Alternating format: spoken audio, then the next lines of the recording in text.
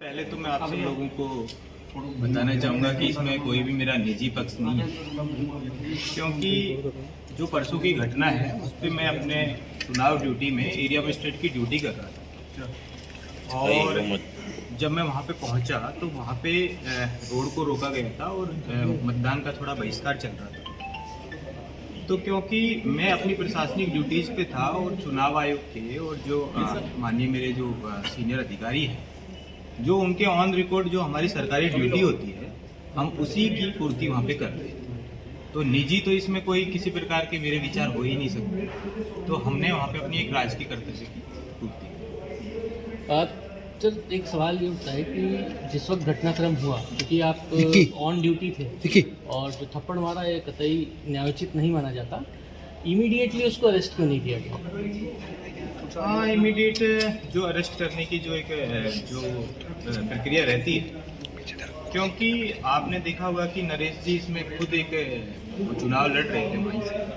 तो ये एक सामान्य प्रशासनिक एक व्यवस्था है कि अगर कोई चुनाव लड़ रहा है तो उसमें एक उनकी कोशिश रहती है कि वो अपना जो पूरा जो पोल का जो टाइम है उसको वो अच्छे से यूटिलाइज करें और अपना उनको एक फेयर चांस मिले। तो जहाँ तक जो प्रशासनिक व्यवस्था रही उसमें यही एक कोशिश रही कि वो 6 बजे जब चुनाव पूरा खत्म हो जाए। और एक दूसरी समस्या ये भी रहती है कि क्योंकि प्रशासन का जो मेन और जो हमारे पूरी मशीनरी का जो मेन उद्देश्य था वो कहीं ना कहीं केवल चुनाव को शांतिपूर्ण ढंग से क्योंकि आपने देखा कि जो भी उसमें जो न्यायिक कार्रवाई है वो तो उसके बाद भी जस्ट हुई, लेकिन एक सब पहला प्रयास प्रशासन का ये था कि चुनाव शांतिपूर्ण संपन्न, जो कि आपने देखा कि एक शांतिपूर्ण संपन्न हुआ।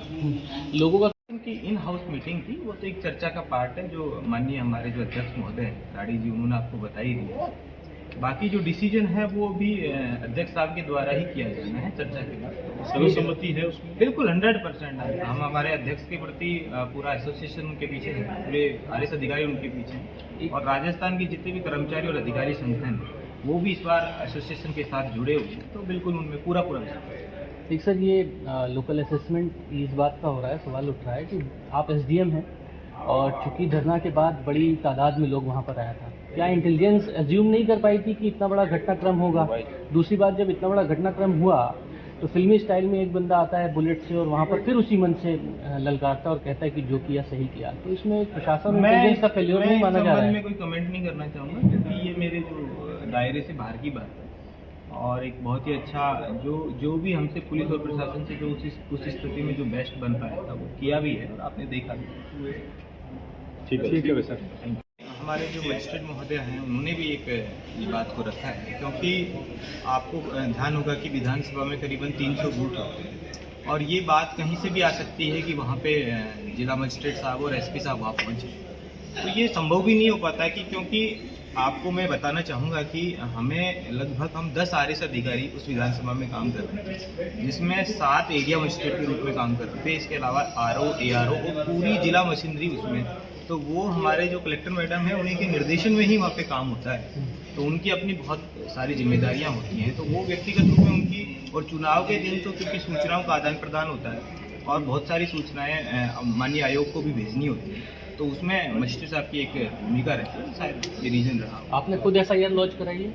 बिल्कुल, क्योंकि घटना मेरे साथ सीधी हुई है और आपने वीडियो में क्लियरली देखा ही है, तो मैंने बिल्कुल मेरे जो पक्ष था और जो एक्चुअल जो पूरे दिन की घटनाएं थी उनके बारे में एफआईआर आपके सामने वो आ भी गई है। सर, एक आरोप लगा रहे हैं नरेश मीणा कि आपके द्वारा फर्जी वोट वहाँ डलवाए जा रहे थे और आपको थप्पड़ मारा, तो इसका उन्हें कोई अफसोस नहीं है, वो कह रहे हैं कि मैंने सही थप्पड़ मारा है। ये क्रिमिनल एक्टिविटी थी और अगर कोई भी क्रिमिनल एक्टिविटी करता है तो वो अपने बचाव के लिए कोई भी आरोप किसी पे लगा सकता है, लेकिन मैं अपने as a SDM as a area magistrate मैं अपनी ड्यूटी पे था और जिन लोगों ने भी वोट किया वो सब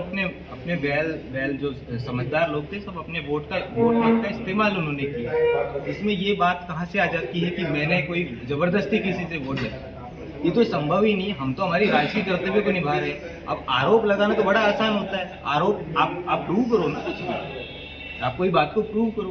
भाई आरोप लगाना तो बहुत आसान बात है।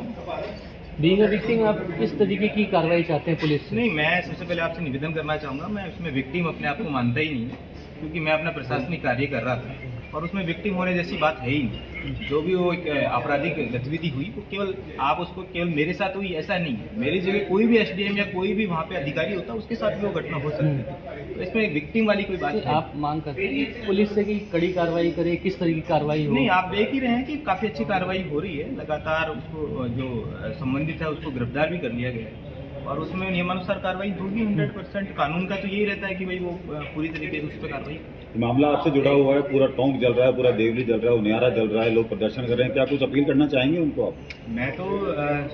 सौहार्द, क्योंकि अभी हमारे जो आपने सुना भी होगा कि जो अभी वो एक दिन की जो घटना थी उसके बाद अभी तक किसी प्रकार की कोई भी